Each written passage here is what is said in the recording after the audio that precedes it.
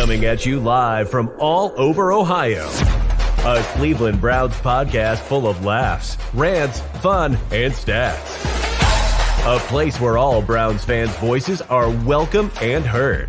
A show that aims to inform and entertain you.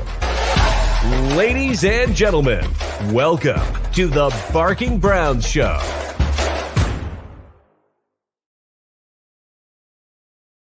What's going on, everybody? Welcome into episode 110. We're in the 110, so no 1-0 anymore. We broke through that mantra of the Barking Browns Show. I'm Jacob. That's Nick. We're brought to you, as always, by our friends over at Homage Apparel. We actually have the same Homage shirt on right now. Look at that. Mine clearly has faded in the wash. There is a stark difference between your orange and my orange.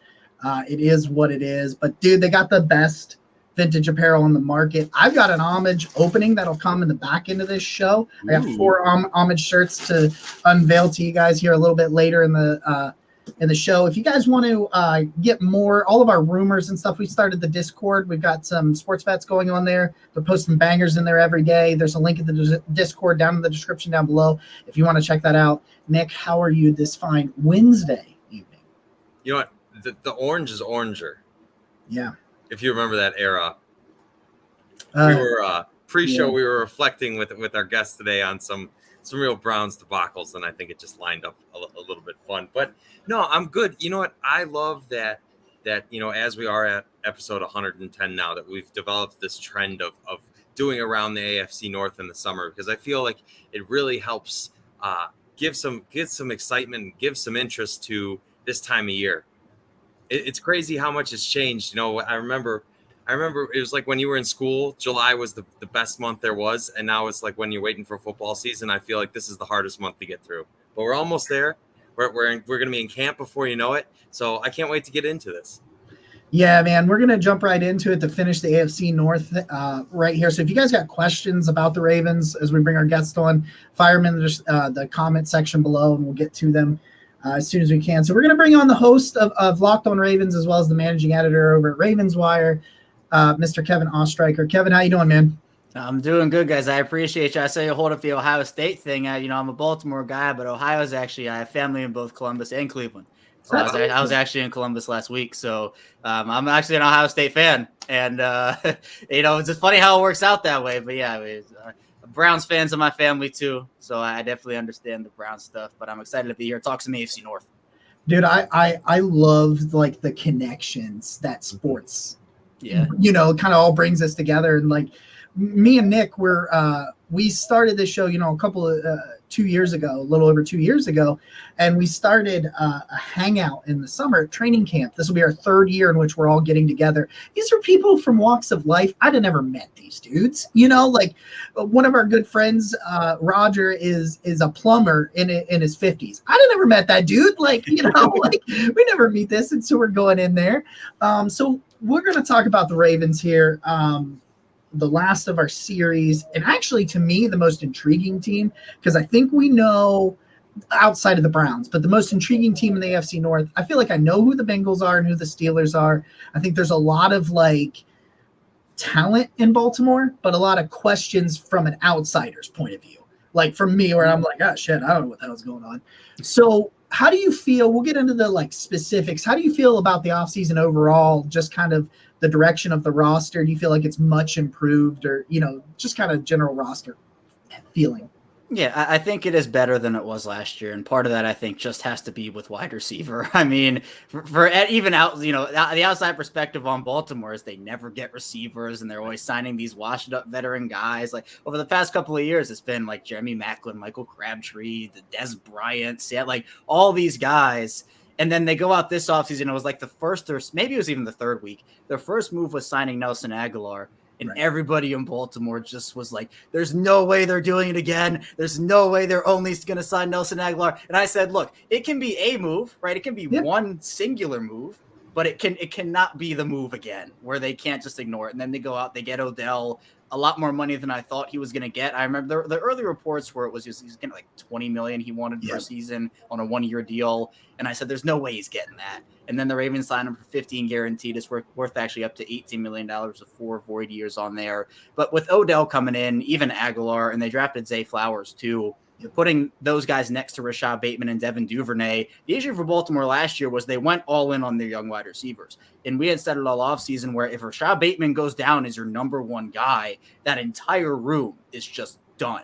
And then they lose Bateman and Duvernay, and they're relying on 36-year-old Deshaun Jackson, and Demarcus Robinson's your number one. They signed Sammy Watkins again. It was a mess. So that area I'm excited about. On the defense, didn't really add too much. Rock Ya-Sin is really the only – it was basically a Rock Ya-Sin for Marcus Peters trade. Peters didn't play well for them last year, coming off the injury. Ya-Sin fits them better. They're a physical secondary. Marlon Humphrey's one of the most physical corners in the league. And Rock Ya-Sin goes, he suplexes guys on the field. Now he gets penalized when he does it, but he does suplex guys. He's a former wrestling star. So I think Baltimore's roster is improved. They did lose Calais Campbell. They lost Chuck Clark, Ben Powers as well. They have 4 of their 5 starters returning on the line. Ben Powers the only one. But I'm excited about the wide receivers, and so many people are, because there just has never been a room like this, I don't think. And even you can go back to Ravens history, where it's by far the best weapon room Lamar Jackson has had wide receiver wise. And I think people are just excited to see that in the new offense. I know we talked about it before, and then the Cleveland legend Todd Monken's offense.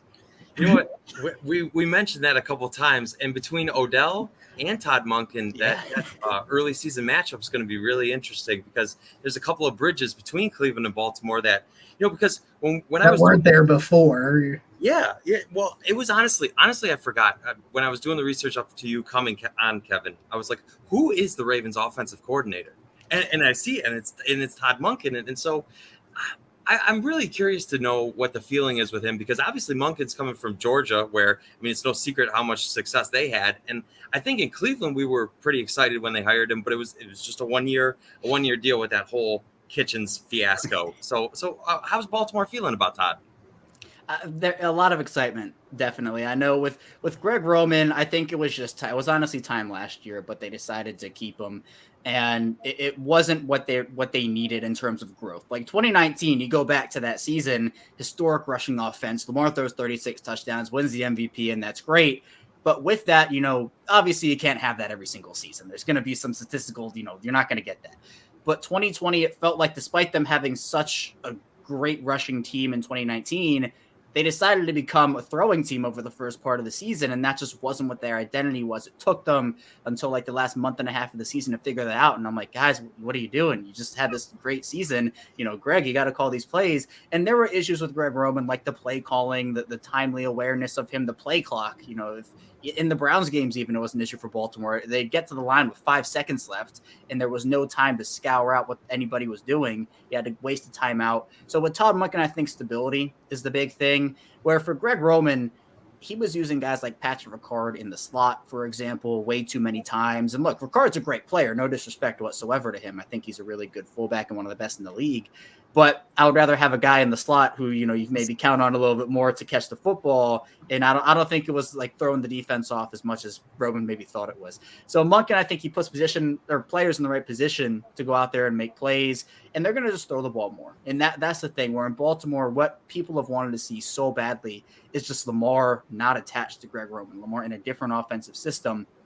Now you can spread out guys 4 wide, because it was so widely known that Baltimore's passing offense went through the tight ends and running backs. Wide receivers were pretty much a non-factor there. I think it's a reason why multiple players did not sign with them. And it took, and the receiver's not been a strength, all for a while for Baltimore, but under Greg Roman, receivers were coming out. Marquise Brown requested trade because he doesn't feel like the offense is good enough for him, and he's not really feeling like he's a part of it. So I think with the receiver involvement, plus you still have Mark Andrews and Lamar, Todd Monken has said it, John Harbaugh said it, Lamar himself has said it. There's an understanding that Lamar's going to get the keys here to this offense, and he's going to have a lot more ability at the line, audibling out of stuff, sending guys in motion. There just wasn't that trust between Lamar and Greg Roman. So I think that's a huge thing. Like, Lamar's in year 6 now, which is kind of crazy to think about. Seems like yesterday he was just drafted by him. But I think now Monken is going to be a guy that steadying force, who the players already love him. Like, they already have a great track record with him. Obviously Odell has the 1,000-yard season under him, so that's a big factor. I know those two have talked about the connection with each other, but I know the 1,000-yard season kind of gets overshadowed by what happened with Freddie Kitchens. They had 2 1,000-yard. Yeah, Jarvis was it too. Yeah, you wouldn't know it. You wouldn't know it because I told Nick and we told Kevin before the show. I was like, how did Freddie convince Todd Monken to come over to that? I feel like he had to lie. He had to have been like, oh yeah, I'm gonna listen to you, wink wink, because like he didn't listen for an entire year. I think we've talked about it. You kind of hit the nail on the head. For me, when I look at Baltimore, it's about the health. So how do you feel? Because like you got your top 2 wide receivers, if you consider Bateman and Beckham the top 2, which I think talent-wise they are. I think they're probably the most talented. And with Lamar, you kind of got that trio where are you concerned with the injuries around Lamar and the 2 wide receivers?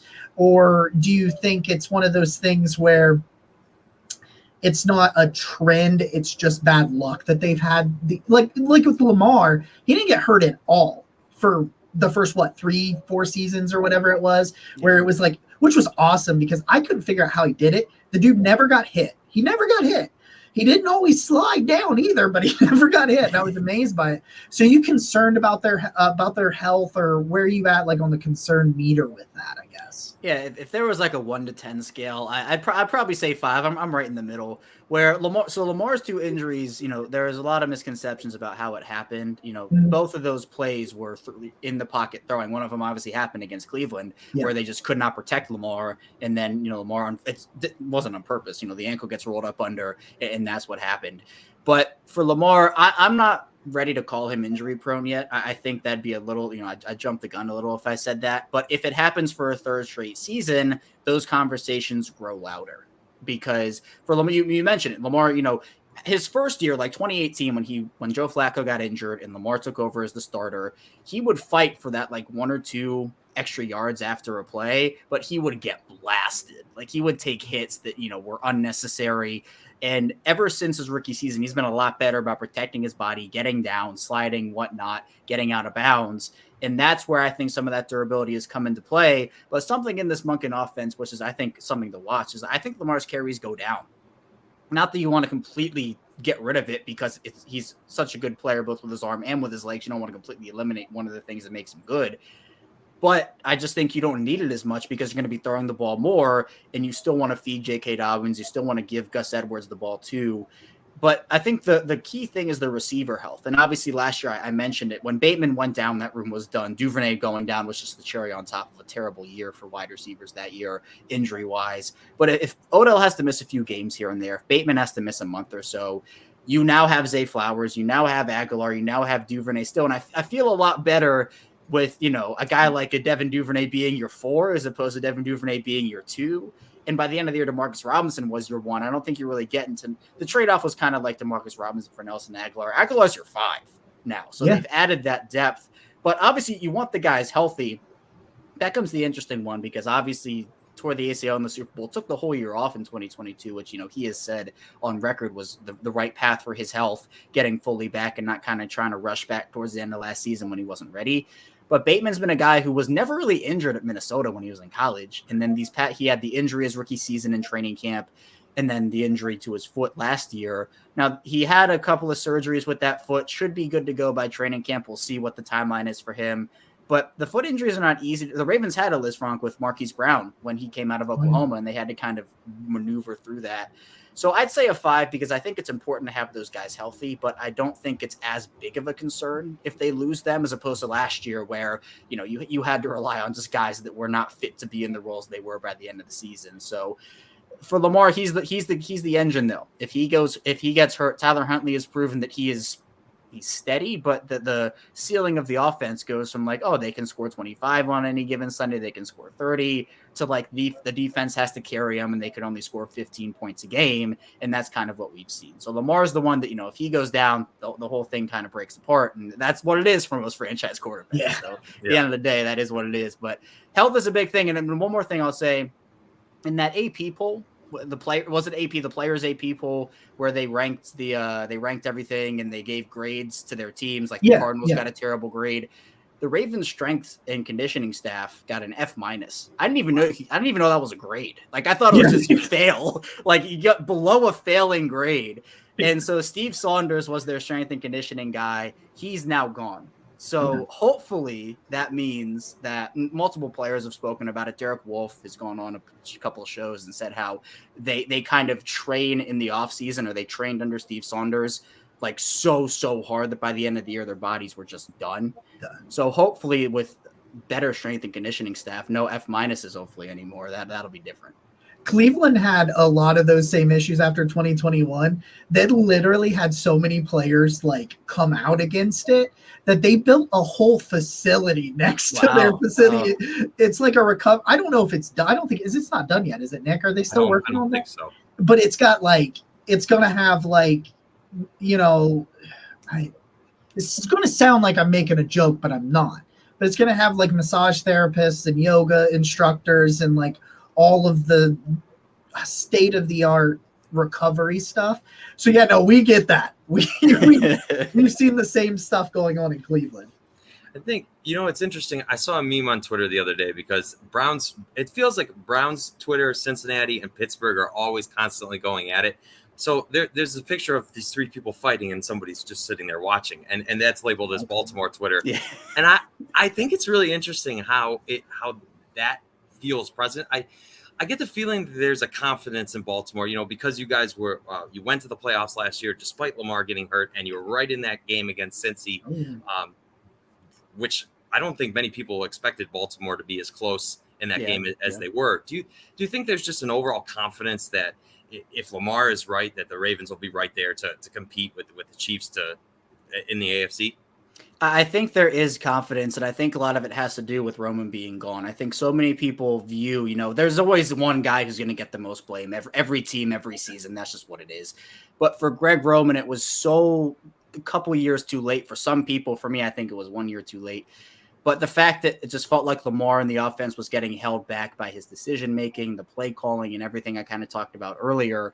So the fact that they've now brought in Todd Monken, who just feels like a better fit for what they want to do in general, better fit for what Lamar wants to do in general. There were times last year where, you know, the play clock was such an issue. You know, John Harbaugh called out Greg Roman essentially. And there was an interview, I can't remember, it was either 2020 or 2021. And Lamar, it was NFL Network, I think, and he pretty much said, yeah, the defense knows our plays. They know what we're doing. And you never want to hear that from your franchise quarterback.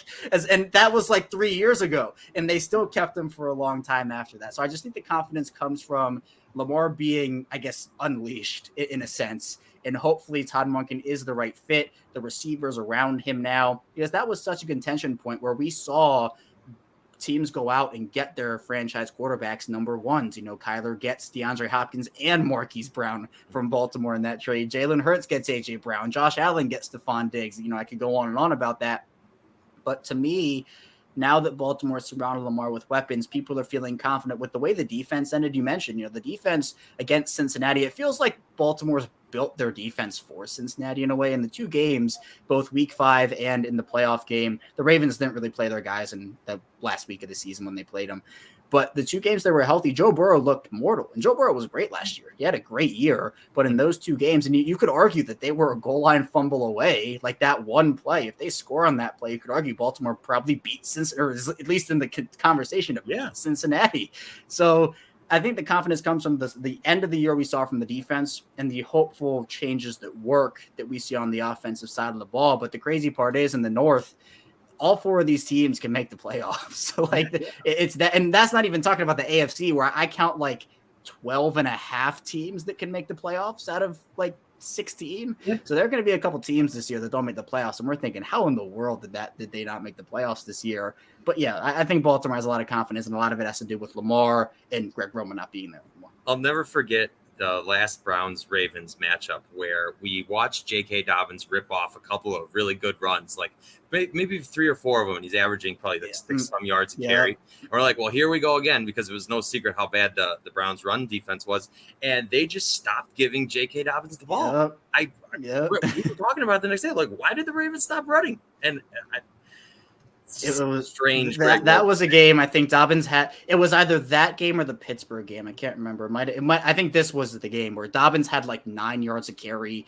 and Edwards had like 7 yards per carry, and the Ravens just stopped running it. It's like, what are you? Everyone's like, what are you doing? You have to run the ball it's your strength. Run the ball. And it felt like the Ravens just got too cute at times under Greg Roman. Greg Roman was getting too cute and wanted to prove something, and it never worked. And so hopefully there's more game awareness from Todd Monken. Will hopefully, if it happens again, the Browns' run defense has improved this year. But I think that if that's what's happening in one area is beating a team, just stick with what's working until it doesn't. Hopefully Todd Monken can do that. We've seen it twice. The Eagles did the same thing against the Browns in 2020. They just marched down the field running the ball, and they're like, you know what? It's raining. Let's have Carson Wentz throw it a bunch. And I was like, sure, I'll take the W, but like, what are you doing? We got a question over here from our friend Josh. He wants to know, do you have any thoughts or hopes on potentially getting Hopkins in Baltimore, or do you think they need him overall or have no interest?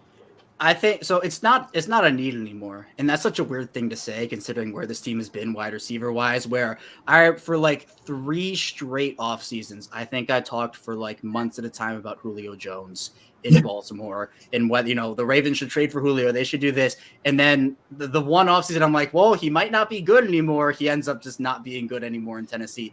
We've talked to Antonio Brown for a couple off seasons with the connection, the Florida connection. But the fact that the Ravens don't really need a wide receiver right now, it's kind of new for the past decade or so, and even maybe longer than that if you want to go further. But I mean, any player like Hopkins is available on the market like that, he would make the Ravens better. I mean, he would make the Ravens receiving core up there with one of the best in the league. I think Baltimore still has like a very good receiving group right now.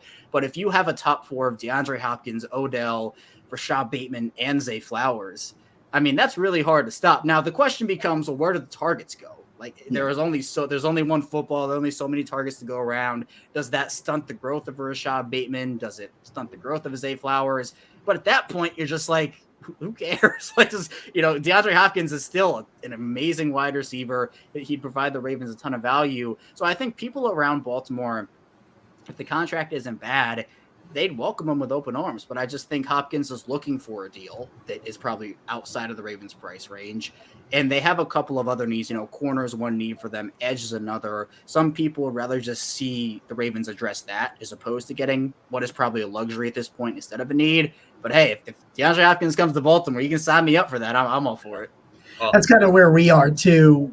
Have been the whole offseason where it's like, yeah, man, like I'm not going to say no, but like, I'm not like throwing money at him either. Like I've been loudly beating the Hopkins drum in Cleveland just because I think that the connection between him and Watson, and then you've got him and Amari as your 1 and 2.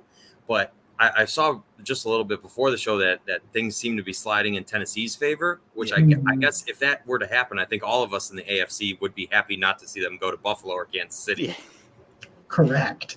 Yeah, because that is probably the least scary place. I think Tennessee may currently have the worst wide receiving core in the NFL. Oh, yeah. It's Treylon Burks, and I couldn't tell you who any of the other dudes are. No, I think they signed Chris Moore, who was a Raven for a couple years. Nick Akine Westbrook might be I can't, outside of those 3 guys, I cannot name a soul. It's like, I'm pretty sure that guy's there, but right. Who's the quarterback? Like, that's kind of a mess down there. So, like, it is what it is. Hold on. Nick, you asked the next question. I lost my question. Yeah, no, I do. I lost my question. Because, Kevin, you really briefly touched on basically the AFC North and just the AFC playoff picture as a whole.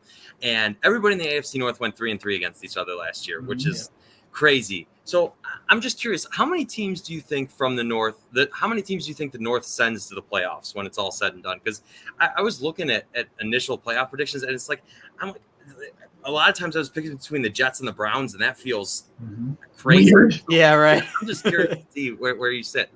Yeah, I think 3.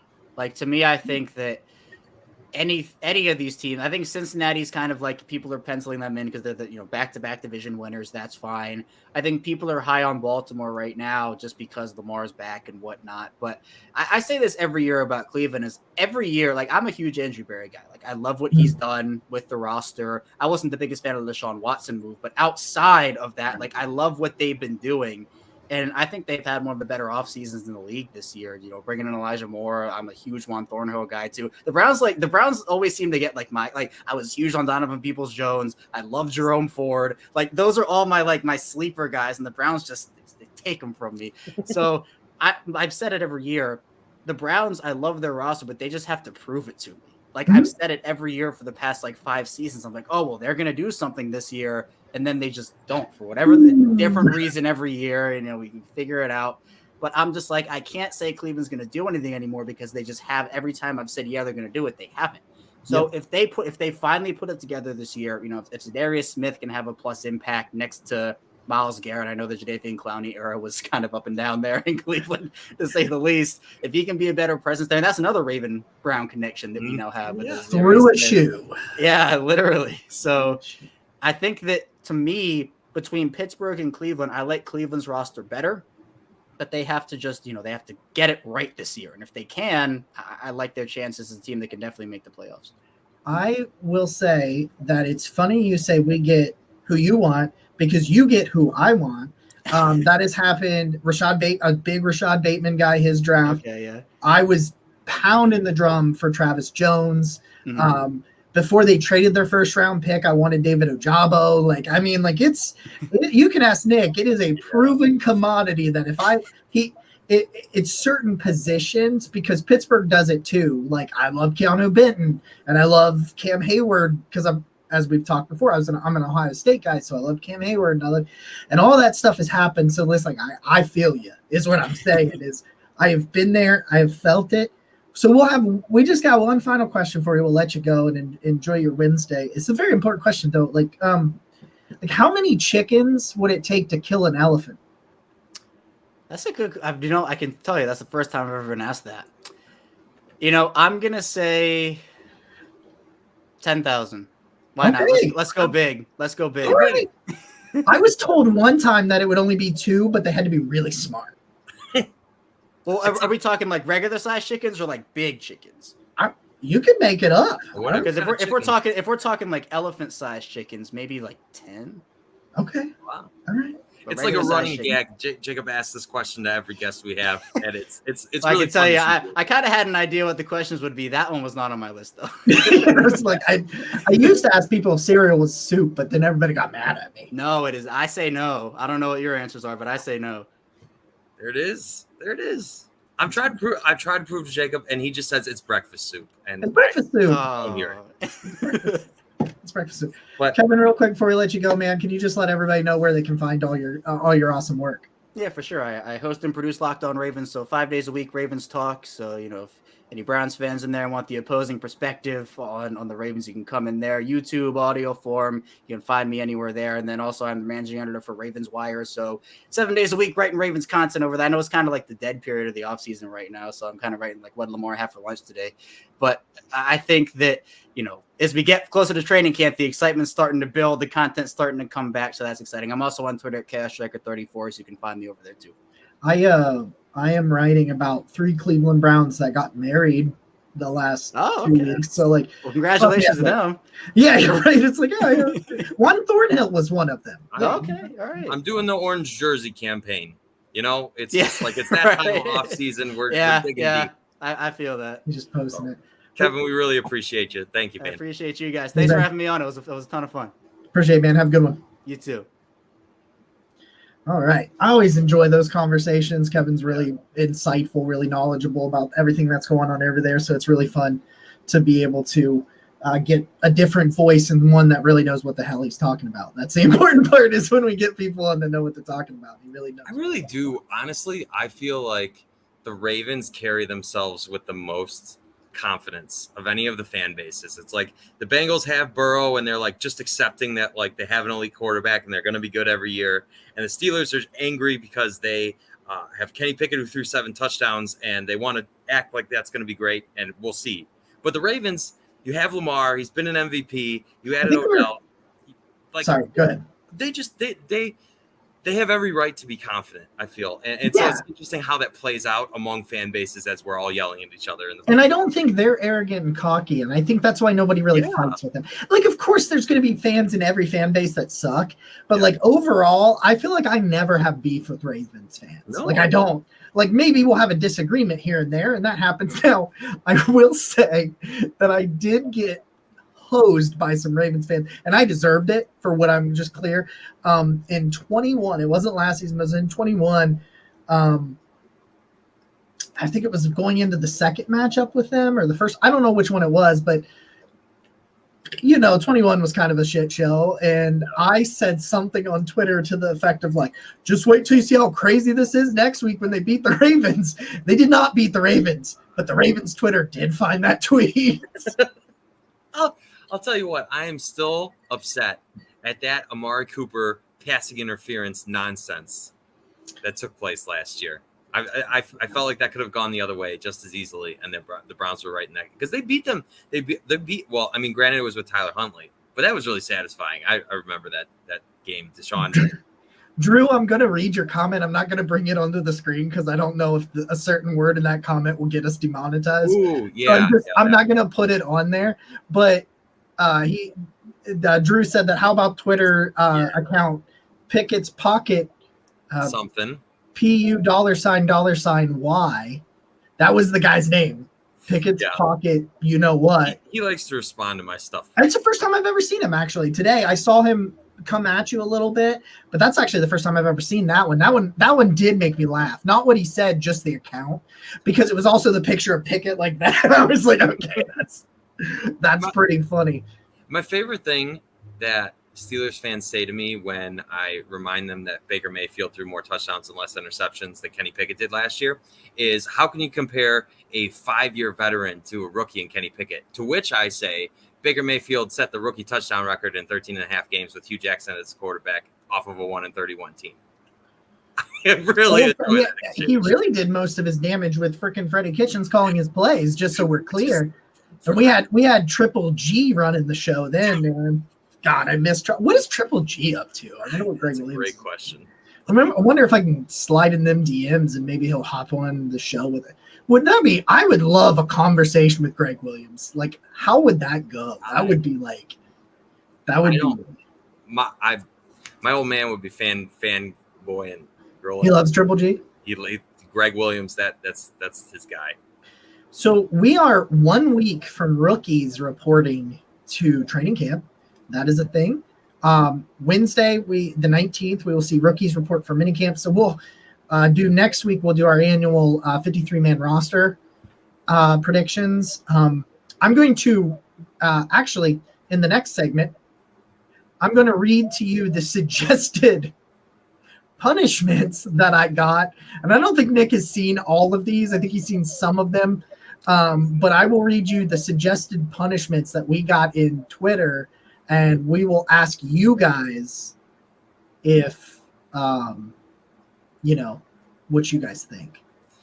I just want to say that, so tomorrow, for everybody who's not a season ticket holder, I believe it's at 11 a.m., the Browns camp tickets. Correct, yes. Yeah, so if you're looking to go to camp this year, it's a tremendous event. The Browns put on a really good show. Man. Yeah, you know what? I like to say that I love camp because you there's no winning and losing. There's just going and watching the Browns play. And you're always just optimistic. It doesn't matter what you see there. You're like, football. It's exciting. So I'm lucky enough that my schedule lines up pretty well, so that as many days of tickets as I can get, I'll be there. So I'll be all the videos, all the content. It's going to be great. Are we going to be there August 7th? We're going to be there August 7th. That's a Monday. And don't forget, I'm going to open my homage package here shortly. We're going to open this. I got 4 shirts. We're going to open this here shortly. Here on the shelf. Surprise shirt in there. There's a surprise shirt in there. It'll be the last one.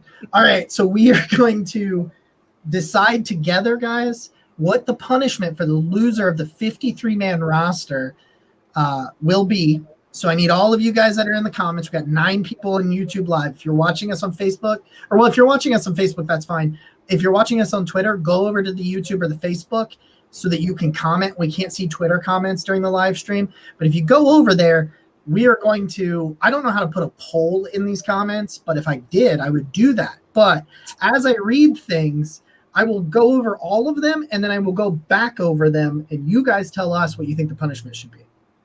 So these are the suggested punishments. Am I ready for this? No. I've seen some things about like your paintball charity event, and Drew's been talking about what should happen, or maybe that was MC Lawrence, one of the two, and those don't sound very fun. I gotta say that this one is my favorite one. Okay, no, I'm gonna save it. It's my favorite one. I'm not gonna say it first. I'm gonna save it. Okay. I'm gonna go all the way to the bottom, which is when the first one. The loser has to do either a beer mile or a chocolate milk mile. Oh, God. I'm lactose intolerant, so beer mile. Okay. Super hot wings. Okay. There is 2 videos on our YouTube, Broken Arrow, where I do eat.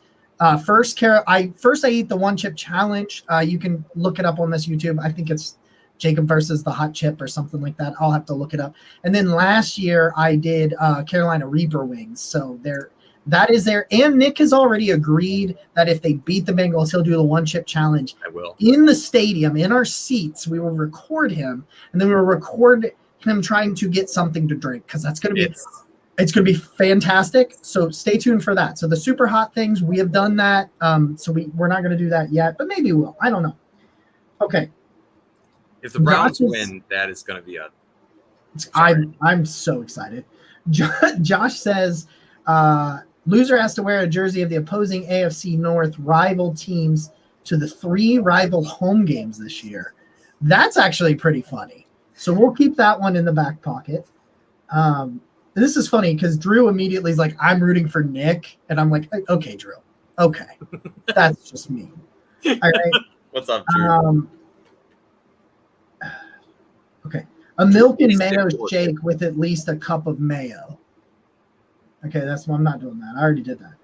This one's a good one too. Slat Damon says loser buys steak dinner for the winner, and the loser can only eat a salad on that dinner. Oh, geez.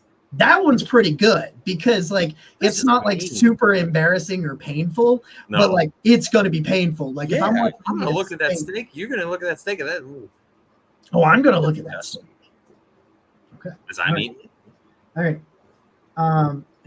MC says for the rest of July, I think it should be for the month of August because there won't be enough left in July to where, because we won't know. We won't know until September, but I get what he's saying. What he's saying is every time, this is a great one though. It's so good. MC says every time someone mentions Deshaun Watson on the show, the loser has to say, I miss Baker. Or it was then commented later, or they have to say I ride with 6, and I think I ride with 6 is funnier. I think I ride with 6 is funnier. I like that one. I like that one a lot. That one's really funny. That's a good one. Let's see. This is a good one. For each loser's wrong roster spot selection, okay? For each loser's wrong roster spot selection, the winner gets to send a tweet of their choosing from the loser's account. Oh, no. You're not going to get any attention if you win and send it from my account. However, if the shoe's on the other foot, we're going to have some fun. We could do it where no matter what, we'd have to retweet, and we'll make sure it gets seen. Oh, it'll get seen. The loser has to wear jorts and a tie-dye shirt to a Guards game. That's pretty funny. I like jorts though. Like that's not embarrassing for me. Eddie wants us to get a tattoo of Snuffleupagus. That's kind of funny actually. For a roster prediction, right? Drew wants us to eat a bowl of earthworms. Absolutely not, Drew. I knew you would suggest something like that. I thought it was funny. Loser has to buy the winner $216 worth of Browns gear. Okay. We don't have that kind of money. And this is my favorite one. It comes from Brendan, and I really like this one. Okay. For every 2 players the loser gets wrong, they get 1 strip of chest hair waxed. and they have to record and post it. The thing about it is, I have like no chest hair. Like there's like, you see that? Like there's no chest hair up there. So like I don't care. Let's do it. I think that's funny because it's two. It's not every player. It's two players. And most of the time, in a 53-man roster, I usually think the top 45 are pretty easy. It's the bottom 5 or 6 players that are really true. Because you know what I mean? You go, as long as there's not like injury, you pretty much go into camp knowing who probably like 45 or 46 of your players are. Yeah. As long as things go the way you think they will, as long as they don't get hurt or they have just an absolute garbage preseason, you feel pretty good about it. You know what I mean? Yeah, that's probably fair. Okay, so a recap. I would send that video to you. I would not post that video on the internet. So that's where I stand on that one. I mean, we can like edit it. Anyway, so we've got 2 players wrong get waxed. We have $216 worth of Browns gear, earthworms, the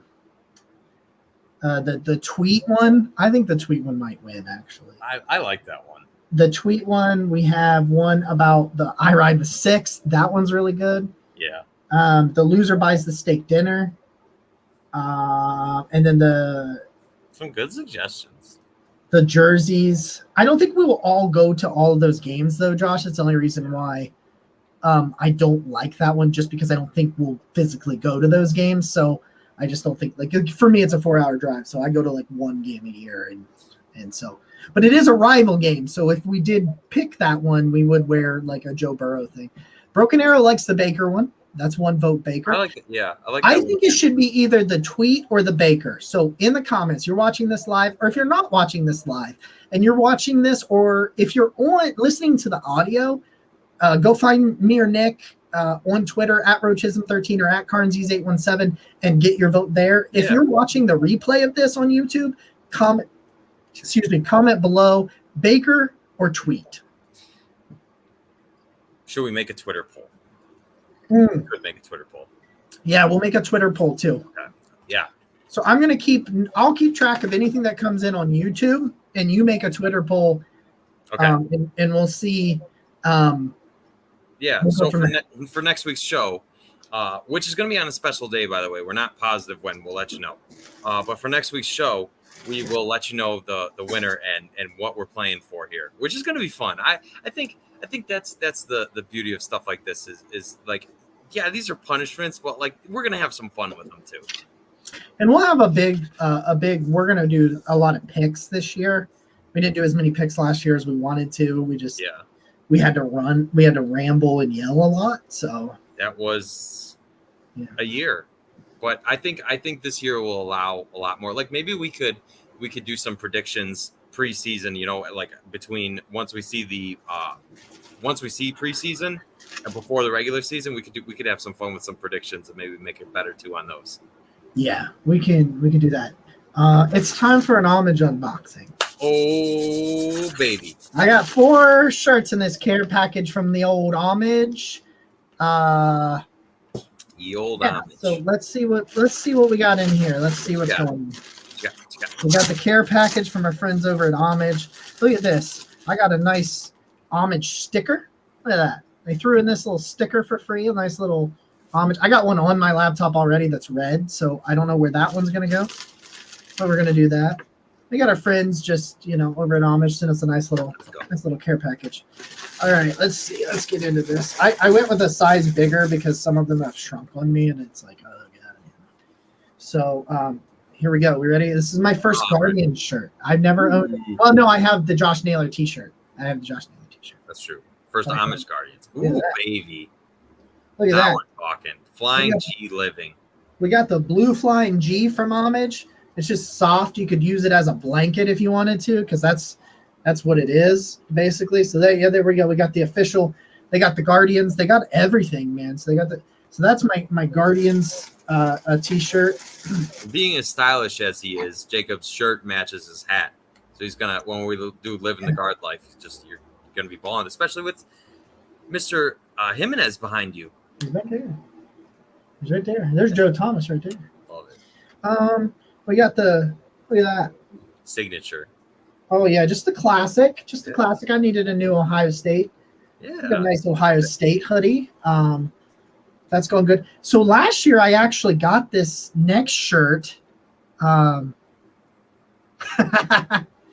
Yeah, no, it's true. MC says saying my shirt shrank realistically means I'm getting fat. No, that's actually accurate. It is accurate. That's accurate for me. I actually got this last year as a hoodie, but I wanted to be able to wear it more often. Really? So I got it as a shirt. Okay. I got the brownie, the stiff arm. Awesome.